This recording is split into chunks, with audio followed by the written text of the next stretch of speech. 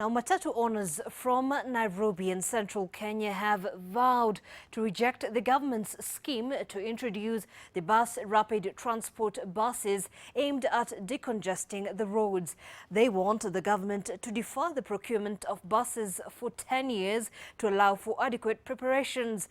But the debate seems to have taken a turn into another round in the war of words between Governors Sonko and Ferdinand Waititu.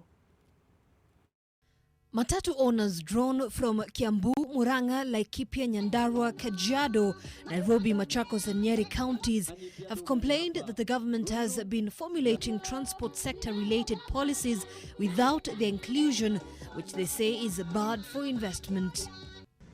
All it does ni kufungua nafasi ya more corruption in the industry.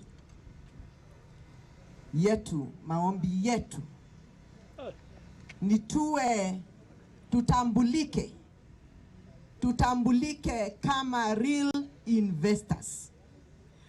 The new patron, Kiambu Governor Ferdinand Waititu, echoed their sentiments, calling on the government to postpone the procurement of the buses for 10 years to allow for adequate preparations, and taking a swipe at Transport and Urban Development Cabinet Secretary James Macharia and Nairobi Governor Sonko and NTSA Director General Francis Major, whom Waititu once kicked out of office. Wewe unaona wazimu mwingine juzi anasema ati hawezi peana license ati kwa 14 sita.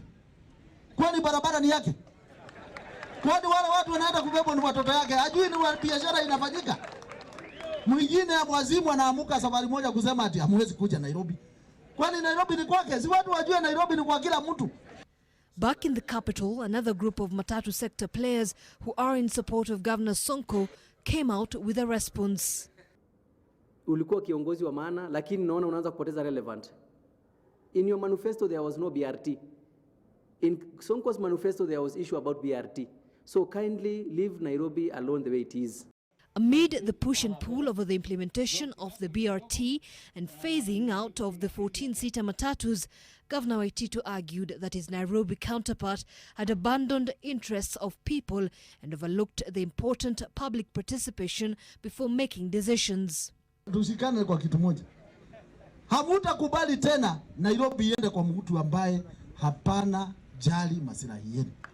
The strain in the relationship between the two governors, which is once again coming to the fore, was last openly in the public during the demolitions in Nairobi, when Waititu criticized the demolition of buildings constructed on riparian land in Nairobi, which prompted Sonko to respond, asking Waititu to keep off Nairobi county affairs and focus service delivery in his own county.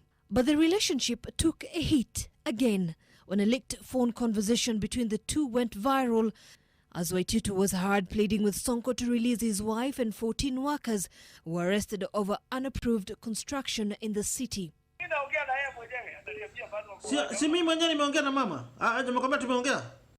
And even as the political punches continue, the first batch of the BRT vehicles, which had already been identified in South Africa, is expected to arrive this month. The buses are to be deployed on the already marked Thika Superhighway and other major roads within the capital.